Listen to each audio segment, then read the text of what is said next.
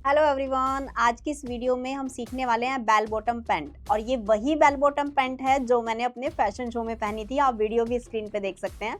तो इस bell bottom pant की कटिंग आज हम सीखने वाले हैं बिल्कुल प्रोफेशनल तरीके से। तो चलिए स्टार्ट करते हैं। सबसे पहले लेंगे अपनी पैंट की लेंथ। तो मुझे फ्लोर लेंथ लेना है, तो मैं यहाँ पर ले रही हूँ अपनी पैंट की लेंथ 39। अब इसके बाद मुझे आसन लेना है। आसन के लिए हमारा बहुत ज़्यादा इंपॉर्टेंट रहता है हिप साइज़। तो जो भी आपका हिप साइज़ है उसको 4 से डिवाइड करेंगे, तो आपको आपका यहाँ से यहाँ तक का लेंथ मिल जाएगा। दोनों पॉइंट पर आपको स्ट्रेट लाइन बनाना है। स्ट्रेट लाइन बनाने के लिए आप एल शेपर का यूज़ करेंगे। इससे आपकी स्ट्रेट लाइन की डायरेक्शन भी बिल्कुल सीधी होगी। तो यहाँ से आपको स्ट्रेट लाइन बना देना है। ऐसे ही आपको बेल्ट वाली साइड पे भी स्ट्रेट लाइन बना देना है। इसके बाद आपको थाई लेंथ लेना है। तो आपका जो भी थाई का लेंथ है या फिर आपका जो बेल बॉटम पैंट का फिटिंग है, जैसे कई बार हम पैंट की बेल बॉटम पैंट की फिटिंग अपनी नी लेंथ तक करते हैं, लेकिन मैंने अपनी इस पैंट की फिटिंग नी लेंथ से 2 इंच ऊपर रखी है। तो मैंने 18 इंच पे मार्क लगाया, क्योंकि अगर आपको बिल्कुल वैसी ही फिटिंग चाहिए जैसा मैंने अपनी पैंट में दिया है, उसके लिए आपको नी लेंथ लेना है और नी लेंथ से 2 इंच ऊपर मार्क कर देना है। इसको भी स्ट्रेट लाइन से मिला देंगे। फिर उसके बाद सीधा आपको स्ट्रेट लाइन बनानी है अपने नीचे लेंथ पर। ओके, तो इतना काम करने के बाद आपको यहाँ पे थोड़ा-सा डिस्टेंस छोड़ देना है 2 इंच अराउंड। 2 इंच पर आप निशान लगा देंगे यहाँ पे।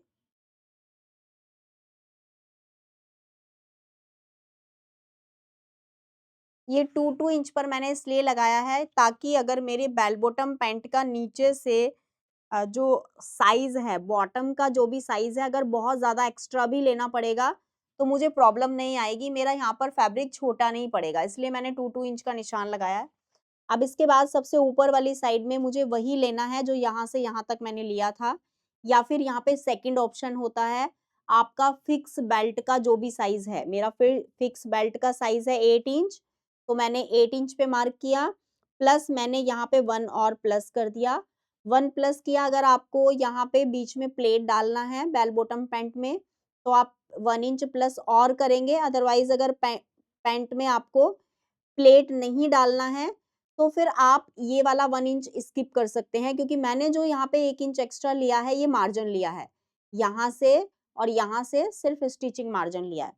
तो अब 9 इंच मैंने यहाँ पे लिया, नेक्स्ट नीचे वाली लाइन पे मैं 10 इंच लूँगी, 1 इंच प्लस करके लूँगी, और ये हर साइज़ में आपको लेना है।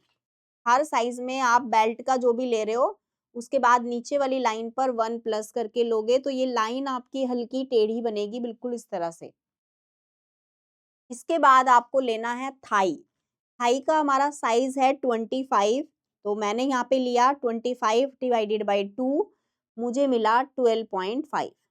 तो अगर आपका स्ट्रेचेबल फैब्रिक है, तब तो आप यहाँ पे एक्स्ट्रा मार्जिन नहीं लोगे, लेकिन अगर आपका नॉन स्ट्रेचेबल फैब्रिक है, तो आपको यहाँ पे एक्स्ट्रा मार्जिन लेना है। अगर स्ट्रेचेबल फैब्रिक हुआ तो मार्जिन मत लेना, क्योंकि पैंट लूज़ हो जाएगा।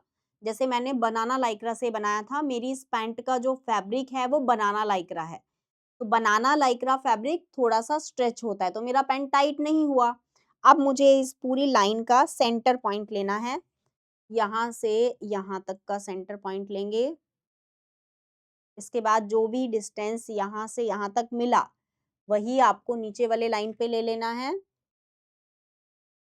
अब मुझे यहाँ पे लेना है, क्योंकि मैंने जो सैंडल पहना था, उसका जो साइज़ था, उसके अकॉर्डिंग मैंने अपने बॉटम का साइज़ लिया था।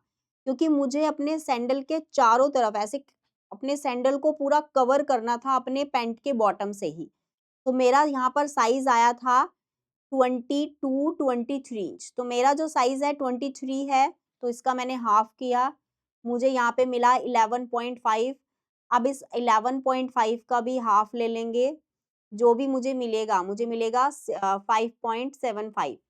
तो जो भी मुझे मिला वो हमने यहाँ पे ले लिया। तो इसी तरह से आपको भी लेना है, ऐसे। और अब हमें क्या करना है, लेग कर्व स्केल लेना है। लेग कर्व स्केल बहुत टाइप्स के आते हैं, लेकिन आप यहाँ पे देख लेंगे पहले जो भी स्केल आप यूज कर रहे हैं, उस स्केल पर लिखा होना चाहिए लेग कर्व स्केल और उसका साइज होना चाहिए 30 इंच। तो आपके पैंट के लिए वो बिल्कुल परफेक्ट रहेगा। अब इस पॉइंट से इस पॉइंट तक आप ऐसे मिला देंगे,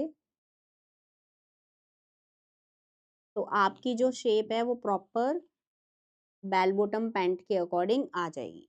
अभी देखो मेरा जो यहाँ पर का साइज था, क्योंकि ये तो हम नॉर्मल पैंट के अकॉर्डिंग ऐसी शेप डालते हैं, लेकिन अभी मुझे यहाँ का भी सेंटर पॉइंट लेना है, यहाँ का भी सेंटर पॉइंट लेना है, इसके अलावा यहाँ का भी सेंटर पॉइंट लेना है। तो अभी इस पॉइंट पर भी हम यहाँ पे निशान लगा देंगे, जो भी यहाँ पे हमें मिला है वो सेम हम यहाँ पे भी ले लेंगे। अब मेरा जो यहाँ पर साइज है वो 19 इंच है, 19 तो अभी 19 का हाफ करेंगे, तो जो भी 19 इंच का हाफ करके मुझे मिलेगा वो मुझे यहाँ पे ले लेना है। तो मुझे यहाँ पे मिला है 9.5।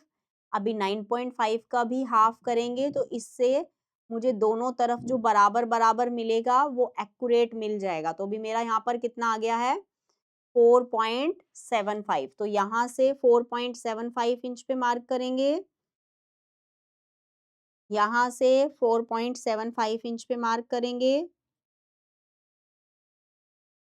अब इसके बाद मुझे इस पॉइंट से इस पॉइंट तक मिलाना है और फिर उसके बाद ये वाले पॉइंट से लास्ट पॉइंट पे मिलाना है।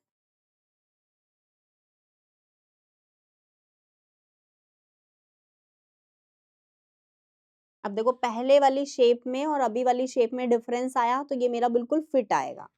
इसके बाद इसका डायरेक्शन चेंज करेंगे, इस पॉइंट से इस पॉइंट तक मिलाएंगे एंड इसके बाद अपनी स्केल का डायरेक्शन चेंज करेंगे, फिर इस पॉइंट से इस पॉइंट तक मिलाएंगे और फिर इसको ऊपर तक ऐसे मिला देंगे। के बाद मुझे फ्रेंच कर्व स्केल लेना है और यहाँ पर हमें आसन की शेप डाल देनी है। अब देखो ये हमारा फ्रंट वाला पार्ट है, अब मैं बैक पार्ट की मार्किंग करूंगी। अब देखो यहाँ से इस पॉइंट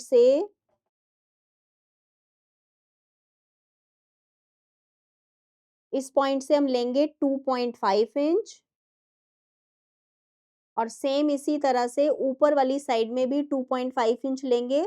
लेकिन अगर आपको बैक आसन की साइज ज्यादा नहीं चाहिए तो आप 2 इंच पे लेंगे। मैं यहाँ पे 2 इंच पे मार्क कर रही हूँ। मैंने अपनी पैंट में भी यहाँ पे 2 इंच ही लिया था। अब इसके बाद मुझे लेग कर्व स्केल लेना है और लेग कर्व स्केल में भी ये गोलाई वाला पार्ट यूज करना है। इसको यहाँ से ऐसे मिला देंगे। इसके बाद ट्रायंगल शेपर या कोई भी शेपर लेंगे जिससे आप सीधी लाइन बना देते हो, अच्छे से स्ट्रेट लाइन बना देंगे यहाँ पे और फ्रेंच कर्व स्केल का ही यूज करेंगे और यहाँ पे ऐसे शेप बना देंगे। आप पीछे वाले आसन की भी शेप बनाएंगे ऐसे ही।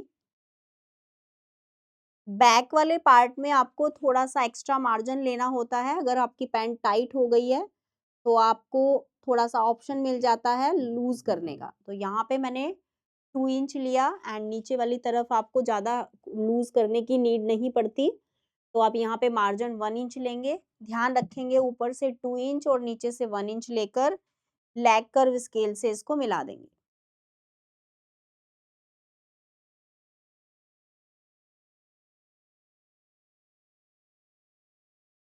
और इस तरह से आपको अपनी पैंट की मार्किंग करनी है। ये आपका बैक पार्ट है एंड ये आपका फ्रंट पार्ट है।